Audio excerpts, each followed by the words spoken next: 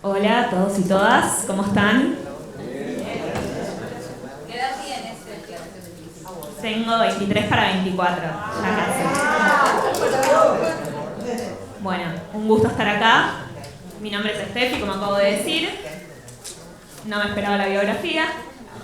Soy participante de este encuentro como todos ustedes. Tengo el honor, realmente honor, de estar moderando este panel, así que gracias por la oportunidad. Tengo acá al lado, como mencionaron antes, dos sabios intelectuales, en mi opinión, que realmente vale la pena escuchar. Lo que vamos a escuchar ahora es algo que, en mi opinión, es esencial para arrancar un encuentro, que es el marco en el que estamos a nivel mundial y la perspectiva que tienen estas dos personas sobre esto, que para mí es muy valorable. Así que la dinámica va a ser la siguiente. Va a hablar primero Alberto, después va a hablar Svi, después va a haber un intercambio entre ellos dos, que es muy interesante. Y por último voy a hacer una conclusión y va a estar esto abierto a preguntas. Así que aprovechen, anoten y pregunten. Es el primer panel, así que proponemos que la gran mayoría pueda preguntar y aportar. Arranca Svi contando su visión sobre el marco que estamos hoy en día y el mundo en el que estamos hoy. El micrófono, sí. Sí, micrófono. Prestaron atención al orden que cambió. Cambió. Sí.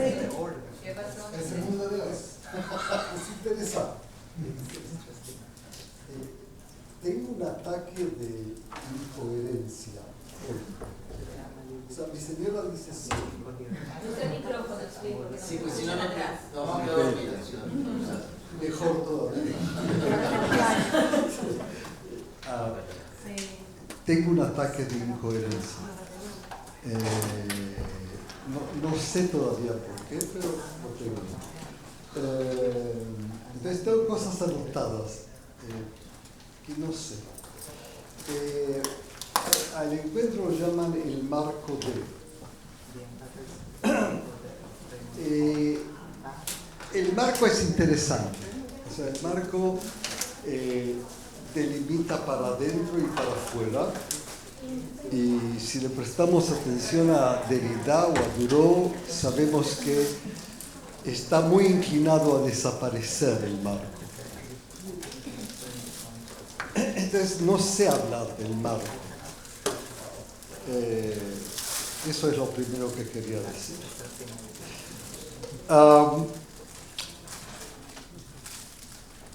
Les voy a decir algo del fenómeno que me preocupa mucho a mí, pero es irrelevante. O sea, lo que me preocupa a mí a mucha gente no le preocupa y el mundo está bien, o sea, no pasa nada. Y lo que me preocupa es que creo que estamos en un largo periodo en el que hay una tremenda reducción de interés en lo humano por los seres humanos. ¿Okay? Una continua reducción. Creo que los judíos son un outstanding ejemplo de reducción de interés en lo humano. No creo que los judíos son los únicos, pero como estamos hablando entre judíos, vale la pena que hablemos de nosotros y no de los otros, que siempre es mucho más fácil.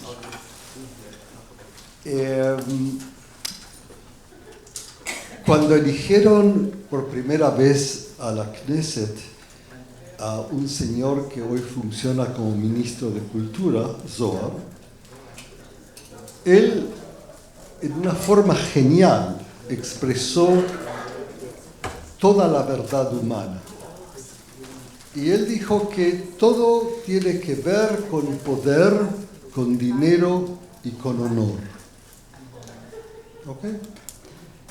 Había bastante enojo de los liberales cuando él dijo esto, pero la verdad que es una forma muy honesta de expresar verdades. En el mundo en que vivimos, y gente como nosotros que tenemos inclinaciones idealistas, no nos gusta escuchar las verdades. Tal vez eso hay que cambiarlo un poco, pero las verdades estas son verdades no nuevas, son verdades muy viejas. Entonces yo pensé en ejemplos de viejos ejemplos como este. Me vino a la cabeza Cambalache. Me vino a la cabeza todavía antes. Podríamos pensar en Maquiavelo. ¿Okay? Y si quieren ir más atrás, con el mismo dinero, honor y poder, se puede pensar en el triunvirato romano.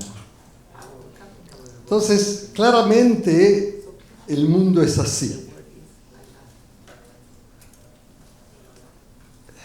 Ahora, cuando el mundo es así, tenemos posibilidades. La posibilidad más conocida que tiene la clase media alta, es vender valores.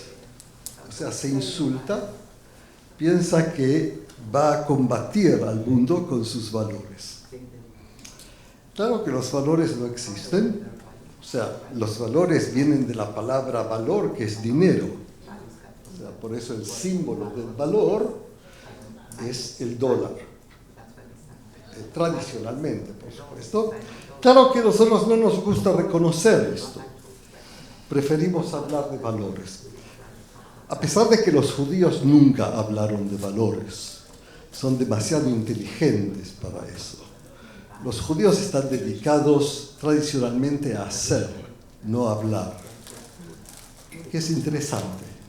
Por eso tienen un sistema muy complejo de mitzvot, que no son valores las mitzvot, y cualquier persona que piense que hay valores en las mitzvot, seguro está hablando catolicismo, no judaísmo. ¿Okay? Claro que estas son mis ideas, no son verdades lo que yo digo, aunque creo que es bastante demostrable en los textos que esto es así. Eso es otra cosa que quería decir. ¿Tengo tiempo? Después, la tercera cosa que me preocupaba mucho es que tenemos una fuerte inclinación a decontextualizar.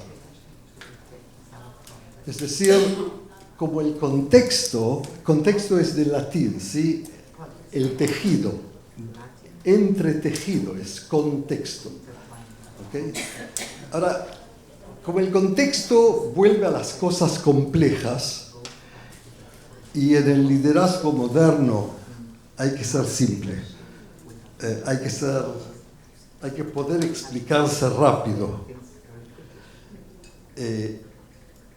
Entonces, cuando no prestamos atención al contexto, tenemos poca posibilidad de ser verdaderos con nosotros mismos, de no hablar de otros, ¿okay? Nuestros contextos son muy limitados para considerar lo presente. Por lo general, no sabemos nada, no nos interesa saber nada, más que reducir el contexto de lo que sabemos de antemano que es verdad, para llamarlo verdad. Y eso es muy divertido, trabaja muy bien, o sea, que no les quepa la duda. Los judíos también se especializan en eso. En los últimos meses están excepcionalmente especializados en eso. Lo hacen con mucha fuerza y muy, muy bien. Son realmente excepcionales. No todos los judíos, ¿okay? Pero varios. Entonces, el contexto también me preocupa. Y lo último que voy a decir, porque hay que ser corto, tiene que ver con lo que me parece que está ocurriendo a través de que nuestro interés en lo humano está cada vez más reducido. Y creo que tiene que ver con un proceso que me parece está trayendo a un radical cambio o a un fin lo que comenzó en la historia que nosotros nos enseñan. Comenzó, digamos, en la Revolución Francesa o en la Revolución Industrial o en la Revolución Científica. Y tiene que ver con las perspectivas liberales del mundo. Todos nosotros somos liberales y democráticos, por eso tenemos un Estado que se llama judío y democrático. Eso es un oxímoron, pero en el mundo en que vivimos todo es posible. Bueno, como la verdad ya no existe, entonces todo es posible.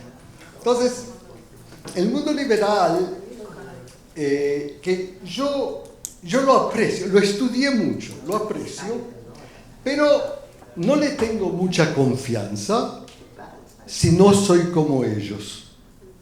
O sea, el mundo liberal tiene su expresión ultimativa es que está tan convencido de la igualdad humana que cuando encuentra a un humano que no es igual a ellos, no tienen más remedio que matarlo. O sea, eso es el liberalismo en su ultimativa expresión occidental. Los judíos en una época sufrieron de eso y tienen épocas en que otros sufren de ellos, porque el liberalismo occidental es muy invasivo, ¿ok?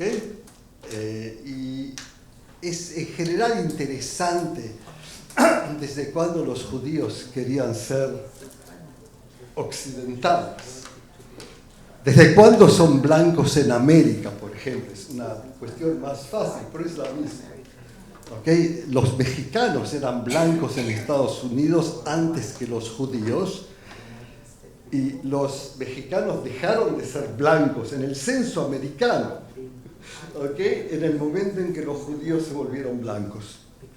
Son cosas muy, muy interesantes. Ahora, entonces, si vamos a mantener un liberalismo que lo único que quiere es que todos sean como yo, muy lejos no vamos a llegar. O sea, vamos a ser muy nazis, pero no vamos a llegar muy lejos.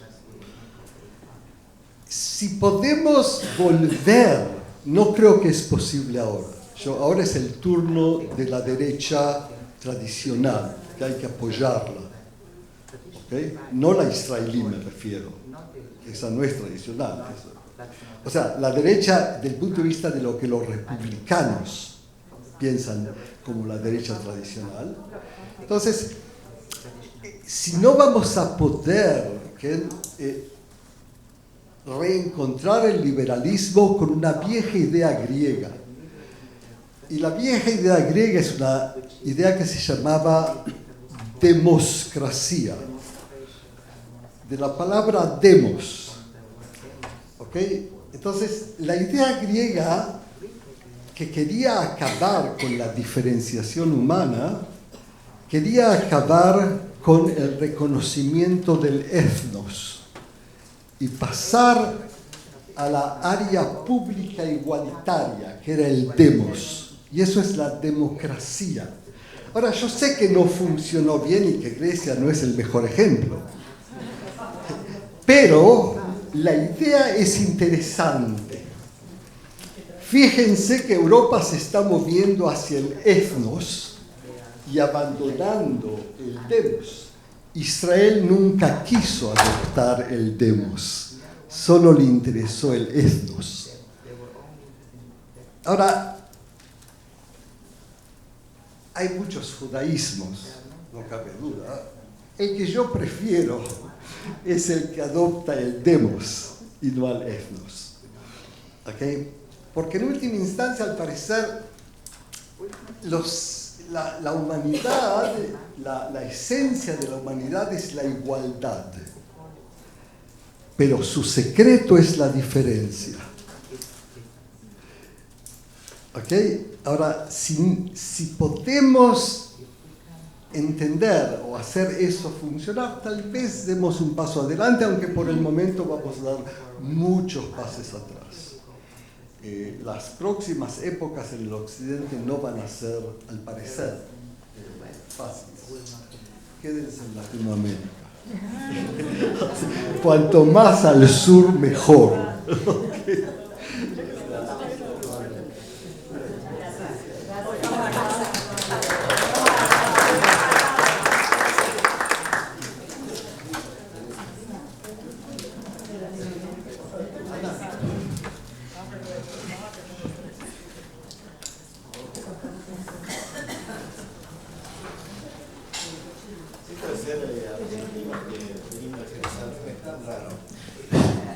que tengo que poner un marco, o no marco. O sea, lo que me gusta de la palabra marco, como decía Katsui, es que marca cosas, como que... Yo vengo de ciencias políticas, no sé cómo, sin quererlo, terminé dirigiendo organizaciones judías toda mi vida. Daba clases de organizaciones non-profit y todo esto. Como el viejo libro de que todo lo que aprendí en la vida lo aprendí en el jardín de infantes, yo creo que todo aquel que fue Madrid está preparado para toda la vida. Nunca contraté a nadie que no haya sido Madrid y si dirigió un campamento pasa a director directamente. Ahora, para estas sesiones tenemos que entender un poco en qué momento estamos, pero en un concepto más general. O sea, no quiero hablar del 7 de octubre, de la renovada ola de antisemitismo, etcétera, sino en un marco más grande. O sea, vivimos en momentos que en la historia se llaman de acelere. Hay momentos que en la historia es como una película que pasa muy rápido. Hay épocas que pasan cientos de años y no cambia nada. O sea, un romano del 100 a.C.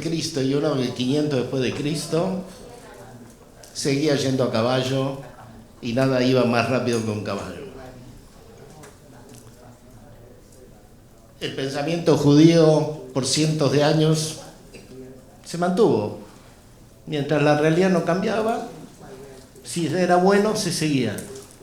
O sea, hay épocas que la historia se ralentiza, lo llamamos Edad Media, lo llamamos Edad de Oro, lo que sea, pero hay épocas en la historia, que es la que vivimos ahora, es que la historia se ha acelerado. Quiere decir que todo lo que saben no sirve para mañana. Lo único que les sirve es la curiosidad, el escuchar, el abrirse, usar el background de lo que tienen, porque ustedes son Cristóbal Colón y están llegando a un nuevo continente. Cristóbal Colón no aceptó llegar a América. Él quería encontrar a los asiáticos, nunca se dio cuenta que la pelota de la Tierra era más grande y en el medio había otro continente. Podemos hacer lo mismo, negar que estamos en un acelere hacia una nueva era. Salimos de la era industrial tecno y vamos a la inteligencia artificial, que no sabemos, y estamos en una época de desconstrucción. O sea, todo lo que sabemos se desarma, pero sus componentes, varios de ellos, son los que nos va a servir para armar el futuro. O sea, no hay que tirar todo lo que hay. Estamos desconstructualizando la democracia, porque, fíjense, por miles de años el ser humano fue súbdito. Solamente hace 200 años, que la historia humana es nada, que somos ciudadanos. O sea, cuando cambia la economía del mundo, que por miles de años fue agraria, la mayoría de la población vivía en el campo, caminaba detrás de una vaca, araba la tierra y hablaba con el vecino de si lloverá o no lloverá. Cuando viene la era industrial hace 200, 250 años, la gente se tiene que juntar en ciudades. El vecino trabaja en otra fábrica. El otro señor es un comerciante que viene de Oriente. El otro es un judío que lo echaron de Alemania y está ahí. De golpe, donde se juntan, surgen nuevas ideas, porque no es una conversación repetitiva. O sea, una de las cosas que pasa en este acelere, que las conversaciones dejan de ser repetitivas. En Google, en todas estas compañías, el espacio más creativo es alrededor del café. Donde está el café, se encuentra el ingeniero de sistemas con el contador, con el dibujante, con no sé quién. Uno le dice al otro: ¿en qué estás? Mirá, estamos tratando de resolver tal problema. Que en su departamento, si él es ingeniero, todos son ingenieros. Y de golpe acá se encuentra con el dibujante, con el pibe de otra edad, con otra gente, y surge un intercambio de ideas desde distintos marcos. Hoy día, en este acelere quiere decir que el padre no puede transmitir su experiencia al hijo. Ustedes no saben qué es lo que saben hoy, o creen hoy, van a creer o saber en 20 años. Ustedes mismos. O sea, todos ustedes tienen la expectativa de vida de casi 90 años. Yo tengo 80. O sea, sus hijos van a vivir 100 años. ¿Saben cuántas vidas es eso? ¿Cuántas cosas van a ver? Así que no se aferran a lo que saben y hacen hoy, sino lo ponen en la bolsa, en el backpack, ¿cómo se llama? Mochila, que es parte de lo que llevan, pero no van a sacar todo el tiempo las mismas cosas en la mochila, y lo importante es qué van a ir poniendo en la mochila. Un profesor de Oxford siempre nos decía, el futuro es un tren que viene a toda velocidad contra ustedes. Nosotros nos vamos al futuro, el futuro nos va a chocar. O nos preparamos o nos arrasa. Pero no es que está detenido, todo lo contrario, se ha acelerado y ese tren viene a alta velocidad. Dirigen una escuela, siempre se preguntarán qué le enseñan a un chico, que le sea útil cuando tenga 20 años, cuando sea padre. Dirigen un hogar de ancianos, de golpe los ancianos viven no sé cuántos años. ¿No es cierto? Cuando se inventó la jubilación en Alemania en 1850, se calculaba que la gente iba a vivir 4 años después del retiro. Y se retiraron a los 44. Hoy día ningún plan de retiro puede pagar a todos los que van a sobrevivir, así que olvídense de sus jubilaciones. Hay que seguir trabajando, sea un abogado, un médico, un comerciante, trabaja toda la vida. Solamente un empleado público se retira y va a vivir de la jubilación. La gente generalmente universitario de cierto nivel, o el comerciante, el que vende en un negocio, tiene el negocio, tiene 90 años y todavía va a dar el negocio. Eso es lo que nos espera. O sea, en el cambio que vamos, la sociedad que conocíamos creada hace 200 años y todas las instituciones judías que ustedes conocen se crearon hace 200 años. La primera escuela judía como hoy día se creó en 1833 en Alemania. La ortodoxia moderna, la reforma conservadora se creó en Alemania, también en 1800. El hasidismo, Lubavitch, etc., en 1880 prácticamente empieza, en 1780 empieza en el 1800. El primer club se crea prácticamente en 1900. O sea, prácticamente desde la Revolución Francesa, 1800 adelante, es cuando el impacto de la industrialización pasa y el cambio económico no solo hace que la gente viva en ciudades e intercambie, sino que cambia el sistema de gobierno, el sistema de trabajo y el sistema económico. O sea, hay otra economía, los judíos van a la universidad, trabajan en otra cosa, ya no son cuentenik, son médicos, son abogados, son universitarios, pueden viajar a todos lados con un título, mientras que si tenían tierras no podían. O sea, el cambio grande de la economía industrial crea una nueva sociedad. Aparece el ciudadano, como les dije,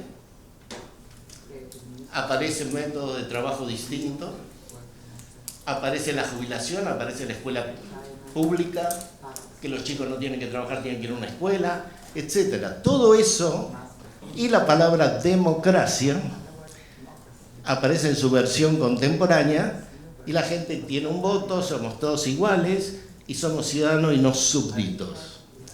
Por supuesto en Latinoamérica siempre fuimos súbditos de algún dictador, pero conocemos ambas experiencias. Si ahora vamos a un cambio en los medios de producción, si vamos al mundo de la inteligencia artificial, todos ustedes tienen un esclavo en su bolsillo en este momento. El teléfono es su robot esclavo. Les hace una cita con quien quieran, le arregla lo del banco, le saca el pasaje. ¿Cuánto hacen? Un robot no tiene que ser un bichito que parece un ser humano. Segundo, es nuestro esclavo, hace lo que queremos. Y si no tiene un bug, si se equivocó, Al revés también. no creo adicción. No es que somos esclavos, somos adictos.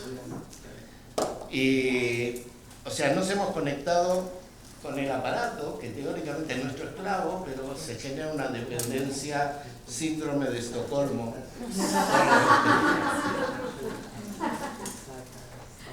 Así que en esta aceleración de la historia, que yo otras veces acá también presenté, que estamos como en un puente, salimos a la era industrial, pasamos por un largo puente para llegar a lo que va a ser el futuro, que vamos a coexistir con gigantescos teléfonos robóticos para el trabajo y para todo.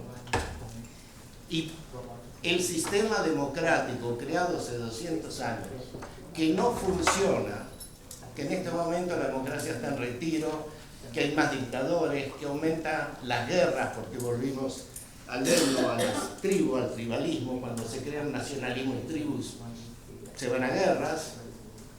Y eso es lo que estamos viendo, hay 56 guerras en el mundo en este momento.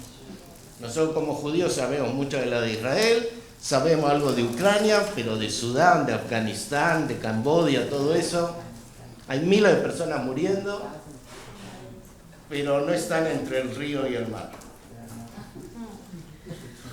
O sea, así como hemos cambiado en estos últimos 200 años, posiblemente va a cambiar el modelo de gobierno. Hoy día ser ciudadano que sí que cada 4 años podés votar por algún político corrupto. Y por 4 años aguantás. En Israel hasta el 26 teóricamente no puede haber elección a menos que caiga el gobierno. O sea, al ciudadano le dan un azúcar, un caramelito para decirle vos sos el dueño. Votá cada 4 años pero solamente entre los A y los B. Y después callate la boca por 4 años. Eso dejó de andar. Antes se hablaba que como el ser humano es un animal básicamente no muy bueno, Montesquieu, Rousseau, todos estos los creadores del mundo moderno, decían vamos a dividir el poder en 3. El que tiene todo el poder es un rey, es un dictador. Entonces vamos a dividir el poder entre 3 poderes y que se controlen entre ellos y cada uno se elige de otra forma. En el mundo moderno prácticamente el legislativo y el ejecutivo pasa a ser el mismo, el partido que gana se lleva los dos. El que quedaba era el legislativo. Bueno, ahora en Israel, antes de la guerra y después, seguimos marchando para que haya democracia y no destruyan el tercer poder, el judicial. En México, ahora la ley nueva que han mandado, prácticamente no va a haber 3 poderes. O sea, el mundo, en Hungría, en tantos lados, lo que vamos es un sistema. ¿Por qué? Porque la vieja democracia no se sostiene. Hay que crear un pensamiento post-Montesquieu, post-Rousseau, que lo pensaron en 1750 para el mundo de su época, pre-Revolución Francesa. Así que parte de lo que vamos a ser testigos y posiblemente actores es el cambio del modelo de gobierno. Se llegó a hablar de 4 poderes porque estaba la prensa. La prensa es el primero de los 4 poderes que cayó. Hoy día la comunicación no viene por la prensa, por el diario, no, los gobiernos no controlan la comunicación, sino que viene por las redes sociales que están armadas para que vos escuches lo que querés escuchar, para recibir la noticia que querés. Hay un librito hace 5 años, 5 o 6 años, se llama La muerte de la verdad. Yo me pregunto hoy día un alumno universitario, lo que sea, ¿cómo sabe que es verdad? Yo sigo yendo a la universidad, Este año me anoté, la gente se ríe, pero de arqueología de la era bíblica, lo voy a hacer en la Universidad Hebrea. Hace 4 años volví a hacer uno de política internacional en Tel Aviv, porque me gusta el clima de escuchar a otros, a otras generaciones, etc.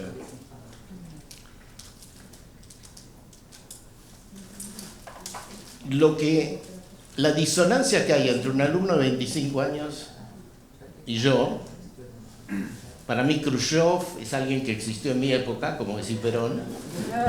Para los otros puede ser contemporáneo del rey David, que pasó ya tiempo, no importa. Y nos decían que los Abodakemer, el trabajo, el paper que había que hacer para terminar el máster, podíamos hacer 20 citatas, pero no de periodistas, no de diarios, sino de research firmados por Harvard. Bueno, vos vas a internet, te buscás, encontrás un papel que dice Harvard, que dice exactamente lo que vos querés citar. Y si investigás, descubrís que no era de Harvard, que lo escribió alguien y le puso eso. ¿Cómo sabemos que es verdad o mentira? Es parte de las nuevas, de lo que va a haber que enseñar a las nuevas generaciones a cómo tener duda y replantearla. Y mi último punto es, ¿qué pinta el judaísmo en todo esto? Un poco siguiendo lo que decía Tzvi. El judaísmo tiene 3.500 años porque es un virus de alta adaptabilidad. Nosotros aprendimos todo esto ahora con el COVID, viste que cambia todo el tiempo. El judaísmo no cambia todo el tiempo. Si el mundo no cambia, vamos a hacer el mismo rezo, vamos a decir la misma shtuyot todo el tiempo, no hay problema. Cuando el mundo nos cambia y no entramos, el judaísmo es lábil, rápidamente cambia. O sea, en la Edad Media, por 400 años, en el Imperio Romano no cambiamos nada. Cuando se destruyó el primer templo, el segundo templo, tuvimos que adaptarnos. Primer templo, destierro en Babilonia. De ahí trajimos el concepto del Olam Haba, del mundo que viene, de un montón de cosas que era el zoroastrismo que encontramos ahí. La destrucción del segundo templo nos dispersa por el mundo y ya en el Talmud tenemos el encuentro con el pensamiento griego y su entrada en la filosofía y cómo lo manejan los judíos. O sea, no lo negamos, lo estudiamos. Incluso dicen que 4 rabíes inteligentes entraron a estudiar filosofía, uno se suicidó, uno se volvió loco, el otro desertó y Rabbi Akiva salió más fortificado, pero cambió el judaísmo. El judaísmo funciona bajo shock. Cuando no hay olas, si funciona no lo cambio. Pero cuando hay que cambiarlo porque el mundo me cambió, cuando fue el Renacimiento, cuando empezó el mundo moderno, fíjense que del Shtetl pasamos a todas las instituciones que ustedes representan. Piensen que se destruye el templo y bueno, tenemos sinagogas. Las instituciones judías no evolucionan, son matadas y reemplazadas. El Shtetl no evolucionó al shule, al centro comunitario, a la Keilah. No, murió y fue otro. O sea, el poder de resistencia es tal que los judíos descubrimos que en vez de perder tiempo, creo otra cosa. Piensen, si a mí no me gusta el rabino me creo otra sinagoga. No me gusta este shule, hago otro. No es que lo voy a cambiar a voy a hacer otra escuela, voy a hacer otro club. Esa es la forma judía de no gasto energía y con la realidad cambiante que vamos a vivir, el judaísmo está frente a un desafío que no tuvo en 100 años. El último gran salto de pensamiento judío fue el sionismo, hace 100 años, que fue un salto del pensamiento religioso a una propuesta laica, secular. Vamos a crear un Estado. Esa fue la última gran idea judía y cierro con esto. Pero hace 100 años que no tuvimos que volver a cambiar. Vivimos en una época nacional. Piensen que cuando se crean las Naciones Unidas después de la Segunda Guerra Mundial había 54 países. Hoy día hay 200. Para nosotros judíos, lo único que se creó después de la Segunda Guerra Mundial es el Estado de Israel. Perdón, se crearon 152 países. Porque era una época de que cada pueblo necesita su Estado, que es lo que dicen los palestinos, que dicen los kurdos, que dicen mucha gente. Pero ¿qué viene después del Estado? ¿O qué modelo de Estado? Es lo que vamos a entrar. O sea, mi parte optimista es, somos Colón, pero vamos a llegar a otro continente y sabemos que vamos a llegar a otro lado. Y con 4.000 años de judaísmo tengo bastante material para volver a reinventarme como se reinventaron mis antepasados tantas veces. No perdimos la esencia, pero somos modernos, somos contemporáneos. Nada.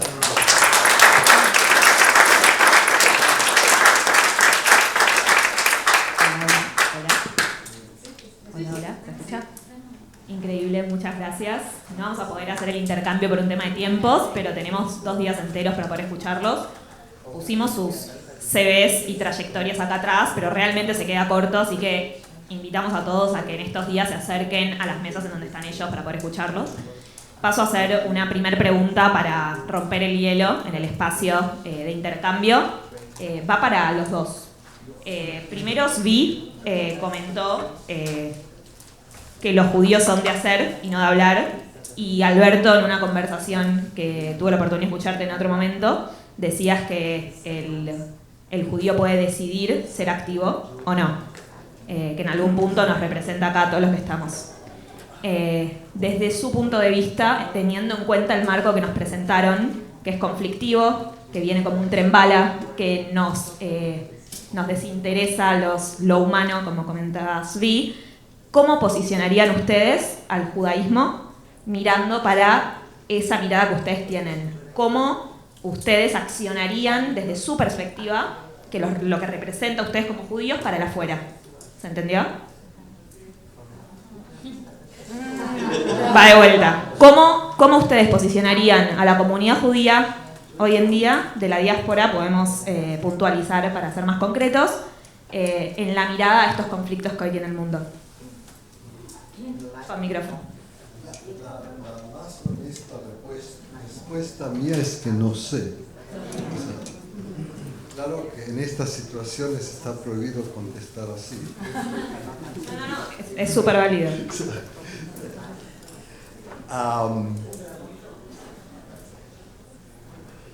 Mira, no sé, yo creo que, o sea, hablar de los judíos es casi idiota. O sea, es tan idiota como hablar de los mexicanos. O sea, no existen. Existen personas que también, lógicamente, o sea, nadie es judío.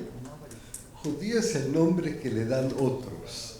¿Okay? O sea, ninguno de nosotros es judío.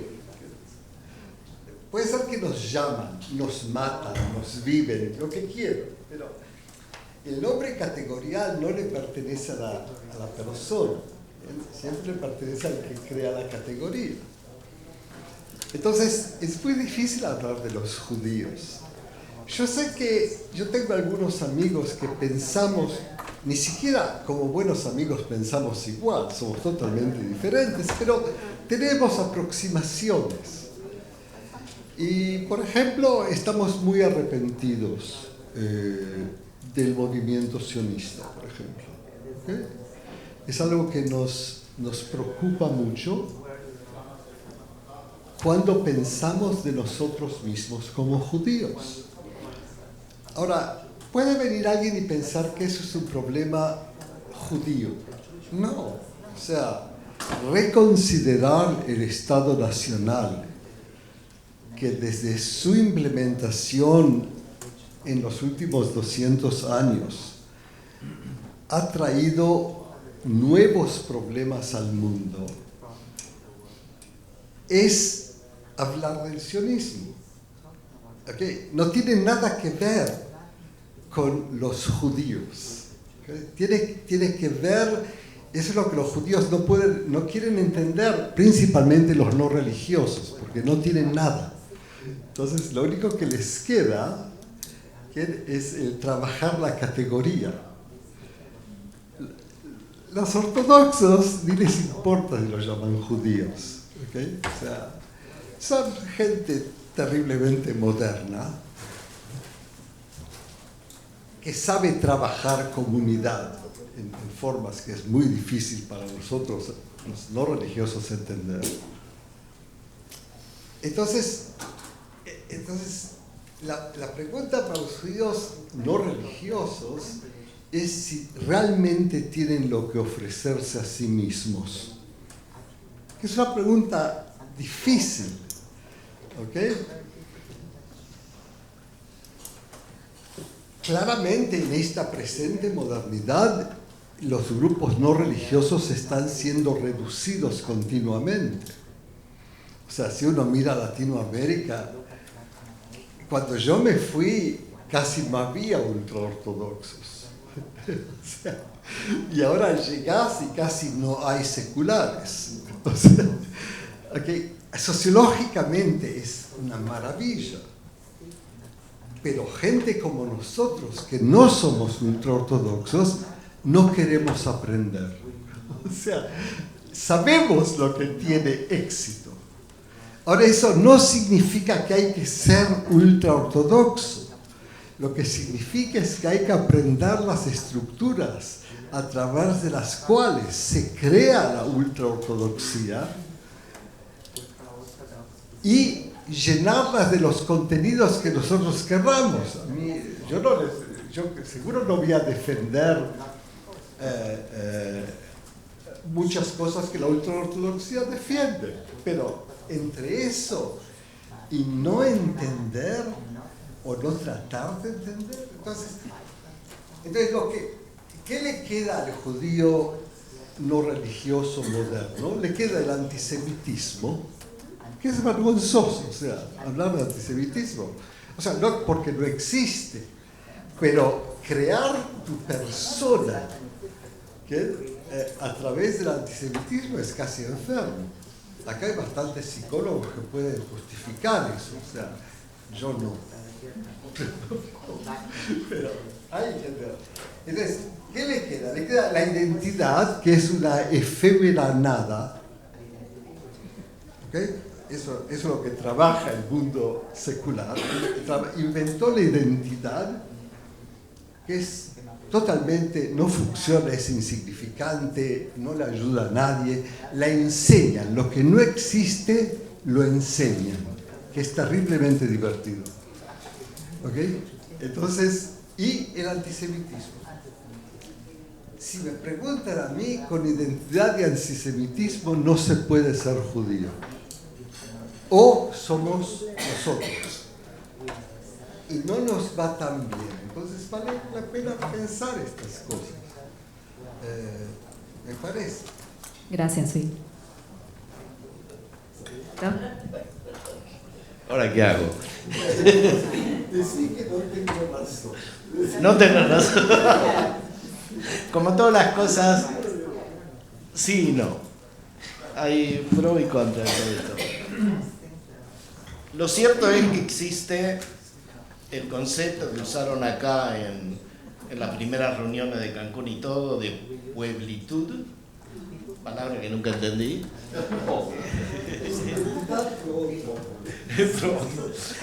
Ahora, cuando yo iba al shule y todo, también fui, o sea, no había escuelas judías, eran shules.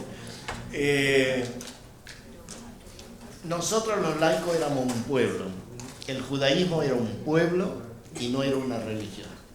Hoy día claramente hay una religión judía, hay el israelí judío, que su identidad es nacional. O sea, si vos preguntás a alguien en Israel quién sos, te va a decir israelí. Incluso en la encuesta de la universidad, que se pregunta identidades a las participantes, el árabe pone árabe, palestino, israelí, musulmán. El judío universitario laico pone israelí. Pocos agregan judío. O sea, hoy día estamos divididos en los que tienen una identidad nacional, que son la mayoría, y el judío antiguo, anterior, el diaspórico, que es una minoría, y que tiene que recrearse y abrevar en esos miles de años que tiene, más el choque con las preguntas de ahora, de sus alumnos, de ustedes mismos, de nosotros mismos, de yo mismo. ¿De quién soy? Yo no me siento, tengo pasaporte español, no me siento europeo, tengo pasaporte israelí, soy también israelí, soy argentino. A mí, si alguien me pregunta quién soy, yo digo soy terráqueo. Si acá bajara en este momento un marciano y te pregunta ¿dónde estoy? ¿Le van a decir Cancún o le van a decir está en la Tierra? O sea, me siento un humano de una cultura o una civilización judía que incluye muchas religiones, porque hay muchas religiones judías que se dicen judías, y muchas versiones seculares, desde el sionismo de izquierda, de derecha, etc. Creo que hoy día el sobrevivir como judío a mis sobrinos, hoy día sobrino, nieto tengo ahora, le digo, bueno, ¿qué vamos a hacer? Lo vamos a invitar a Israel a visitar, voy a ver de que sí estudien, sepan la historia de su pueblo, sepan el pensamiento y que él es libre de pensar lo que quiera con eso. Que no es un dogma, es un lanzamiento a pensar. Y pocos de mis amigos no judíos pueden decir, tengo milenios atrás, para mí Moisés es un abuelo. Los 10 mandamientos en Sinai yo lo veo. Que salimos de Egipto no solo porque hay que comer esa mierda de matzá, pero había un aviso que decía, che, Dios, no tenemos tiempo, no vale dudar esto, dicen que se joda. Bueno, pero tengo miles de años de un instinto de sobrevivencia, de ayudar al otro, de ayudarnos entre nosotros. Cito una sola cosa. El judaísmo ha cortado cosas que existen y tenemos que recuperar. Cuando dice ayudarás a la viuda y al huérfano, ¿qué dice antes? Al extranjero que mora entre ustedes. Al goy, al palestino, al otro. Es otro humano creado por el mismo Dios o por la misma especie. Y ese pensamiento que somos un pueblo, pero que nuestro Dios es universal, o sea que somos universales a la vez, son las dos cosas que a mí todo el tiempo es un diálogo conmigo mismo de pensar qué es ser judío, es luchar por la humanidad, es que la mayoría de los tipos, cuando Lenin iba al baño en el Politburó, el chiste era, ahora que se fue el Goy hablemos Yiddish, porque más de la mitad del primer Politburó era judío. Trotsky, Kamenetsky, todos estos, Kaganovich, eran todos judíos. Bueno, así que yo recupero que un pueblo que tiene milenios, que pensó de todo, que inventó dioses, que conoció todo tipo de pueblos, que interacciona con otro y que se preocupa por el ser humano, es algo interesante. Pero si no sé mi historia, si no sé ese pensamiento de miles de años, dejó de ser judío. Si no hay saber, y en la escuela, en la kutzá, en los grupos de estudio de adultos, los grupos de estudio de padres, ¿qué le digo a mi hijo? ¿Por qué es judío? Hay que estudiar. Siempre el judaísmo dijo, es un pueblo que estudia, se estudia y trata de entender el mundo. No solo para el pueblo sino para la humanidad. Y esa es la combinación que a mí me hace judío. Y espero funcione. Gracias. No hay tiempo, lamentablemente, para preguntas. Lo que sí es que se haga una conclusión, y lo que hablamos antes de arrancar acá es que la conclusión sean más preguntas que respuestas. Así que voy a concluir con preguntas. Primero, hablaron de una mutación del mundo hoy, muy rápida, cambiante, peligrosa. ¿Cómo muta de la mano los roles de liderazgo? Viendo los superhéroes que armamos antes, ¿qué características deberíamos agregarles a esos superhéroes para transitar esto? Esa es la primera pregunta que se me viene a la cabeza para responder en una de las mesas de debate. Otra pregunta es, como judíos hoy, muchos de nosotros nos refugiamos en estamos todos juntos en esta, vamos a salir. ¿Qué es ese todos? ¿Cuál es la base? ¿Cuáles las discusiones que se habilitan? ¿Cuáles discusiones no se habilitan? Cada uno tiene su piso, su base que dice esto para mí es ser judío, esto para mí es ser sionista. Para algunos va de la mano, para otros no. Entonces invito a reflexionar sobre eso también y creo que con eso cerramos. Gracias y eso.